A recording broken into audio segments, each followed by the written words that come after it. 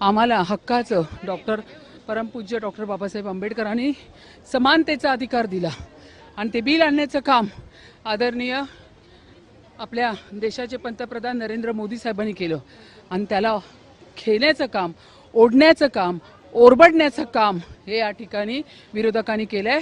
त्यांचा धिक्कार आहे. ज्या हाताने त्यांनी बेंच वाजवले तेच हात येणाऱ्या काळात त्यांच्या थोबाडात पडणार.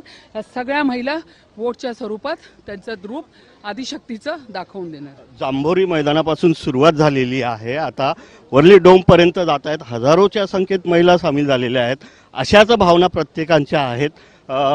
काय वाटते यानंतर या महिला एकत्रित येऊन महाराष्ट्र तुम्ही घेऊन बसले, अख्खा भारत देश रस्त्यावरती आहे. महिला सगळ्या महिला क्रोधाने बाहेर आलेल्या आहेत. अरे तुम्हाला 33% आरक्षण आम्ही मागितलेलं, त्या ठिकाणी आदरणीय नरेंद्र मोदी साहेबांनी संसदेमध्ये लोकसभा आणि विधानसभासाठी 33%चं आरक्षण ते देण्याचं पण धाडस तुमच्यामध्ये नाही.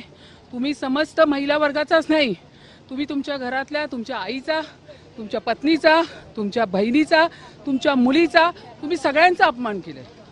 एकंदरीत आपण बघितलं तर महापौर रितू तावडे यांच्या नेतृत्वात महिलांचा हा मोर्चा सुरू झालेला आहे आणि आता हा वरळी नाक्याच्या पुढे आलेला आहे आणि थोड्याच वेळात हा मोर्चा वरळी डोम येथे येणार आहे आणि त्या ठिकाणी मुख्यमंत्री देवेंद्र फडणवीस हे सुद्धा मार्गदर्शन करणार आहेत. व्हिडिओ जर्नलिस्ट सिद्धांत मनोज कुलकर्णी, जय महाराष्ट्र.